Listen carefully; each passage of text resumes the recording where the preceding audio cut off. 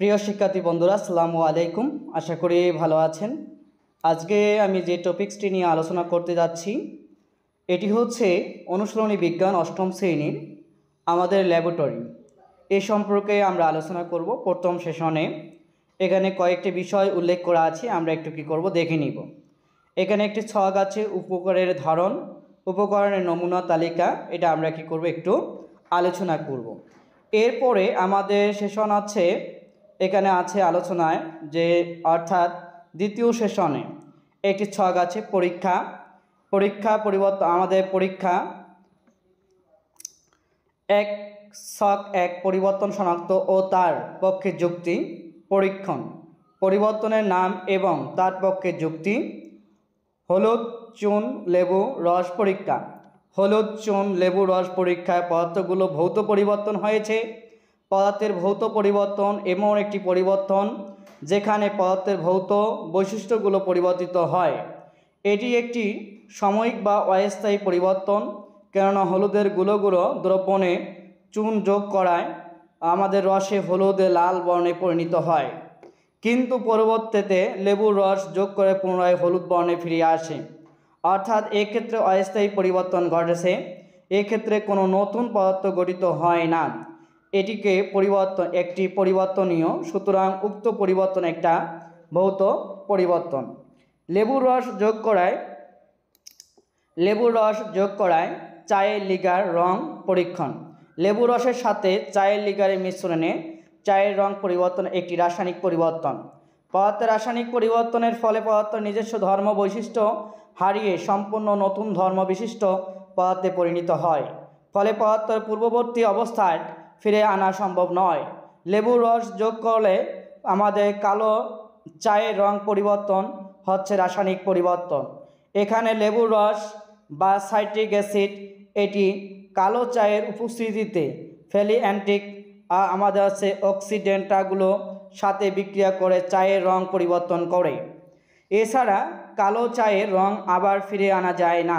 সুতরাং লেবুর রস এবং চায়ের লিকার মিশ্রণের ফলে মিশ্রণটি রাসায়নিক পরিবর্তন ঘটেছে।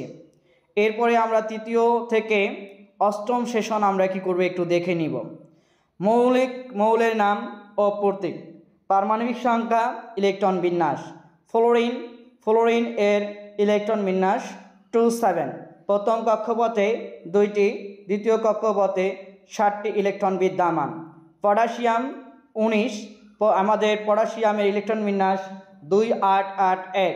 প্রথম শক্তি স্তরে 2টি, দ্বিতীয় ও তৃতীয় শক্তি স্তরে 8টি, চতুর্থ শক্তি স্তরে 1টি ইলেকট্রন বিদ্যমান। মৌলের নাম ক্রোমিনিয়াম Cr। ক্রোমিনিয়াম মৌলটির ইলেকট্রন বিন্যাস 28131। প্রথম শক্তি স্তরে 2টি, দ্বিতীয় শক্তি স্তরে 8টি, তৃতীয় শক্তি স্তরে 13টি এবং চতুর্থ শক্তি স্তরে আমাদের 1টি ইলেকট্রন বিদ্যমান। এরপরে কপার 29। কপার ইলেকট্রন বিন্যাস 28181। অর্থাৎ প্রথম শক্তি স্তরে 2টি, দ্বিতীয় শক্তি স্তরে 8টি, তৃতীয় শক্তি স্তরে 18টি এবং চতুর্থ শক্তি স্তরে 1টি ইলেকট্রন বিদ্যমান। নবম সেশন, এখানে আমাদের একটি ছক দেওয়া আছে, আমাদের মিথেন এর একটা যৌগ দেওয়া আছে, তা নিয়ে আলোচনা করব। কার্বন এর প্রতীক C, হাইড্রোজেনের প্রতীক হচ্ছে H। মিথেন গঠনকালে একটি আমাদের কার্বন পরমাণু 1টি, হাইড্রোজেন পরমাণু 4টি নিয়ে আমাদের মিথেন গঠিত হয়। এরপরে আমাদের দেওয়া আছে অ্যালুমিনিয়াম অক্সাইড, কি মৌল আছে, এদের যোজনী কত।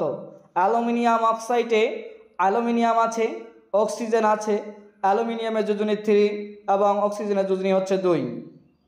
যোজনী কি হয় আমাদের এখানে দেওয়া আছে, তাই অ্যালুমিনিয়াম Al2O3 আমাদের একা পাওয়া গেল।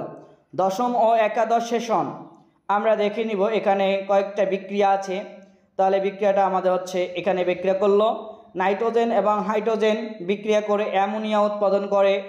1 অণু নাইট্রোজেন, 6 আমাদের 3 অণু হাইড্রোজেনের সাথে বিক্রিয়া করে 2 অণু অ্যামোনিয়া উৎপন্ন করে। পানিকে বিয়োজিত করলে অর্থাৎ ভেঙে ফেললে H2+O2 উৎপাদন হয়। 2 অণু পানিকে ভাঙলে 2 অণু হাইড্রোজেন এবং 1 অণু অক্সিজেন আমাদের উৎপন্ন হয়। মিথেনের সঙ্গে অক্সিজেন, আমাদের মিথেনকে পোড়ালে কার্বন ডাইঅক্সাইড প্লাস পানি উৎপাদন হয়।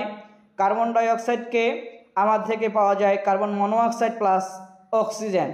আমাদের মিথেন আমাদের হচ্ছে কি আমাদের অক্সাইড দেওয়া আছে, এটার সাথে যুক্ত করলে আমাদের মিথানল উৎপন্ন হয়। দ্বাদশ ও ত্রয়োদশ চতুর্দশ সেশন আমরা সম্পর্কে একটু দিকে আলোচনা করব। এখানে ষষ্ঠ এবং সপ্তদশ সেশন উল্লেখ করা আছে, আমরা একটু কি করব দেখে নিব। এখানে পরীক্ষা ধাতব দ্বন্দ্ব সংগঠিত বিক্রিয়া, তড়িৎ বিশ্লেষণ প্রক্রিয়ায় আমাদের সংগঠিত বিক্রিয়া। অ্যানোড জিঙ্ক দ্বন্দ্ব, জিঙ্ক 2টি ইলেকট্রন দান করে জিঙ্ক 2+ আয়নে পরিণত হবে। ক্যাথোড কপার দ্বন্দ্ব, সি কপার 2টি ইলেকট্রন গ্রহণ করে সিইউ কপারে পরিণত হবে। অ্যানোড প্লাটিনাম পিটি গলিত সোডিয়াম ক্লোরাইড, অর্থাৎ সোডিয়াম ক্লোরাইডকে বিয়োজিত করলে সোডিয়াম প্লাস এবং ক্লোরিন মাইনাস আয়ন পাওয়া যায়। এখানে ক্লোরিন 2টা ইলেকট্রন গ্রহণ করে ত্যাগ করে সে হচ্ছে কত ক্লোরিন আয়নে পরমাণুতে পরিণত হয়। অপরদিকে একটি সোডিয়াম 2টা ইলেকট্রন গ্রহণ করে 2টা সোডিয়াম আমাদের অণুতে পরিণত হয়।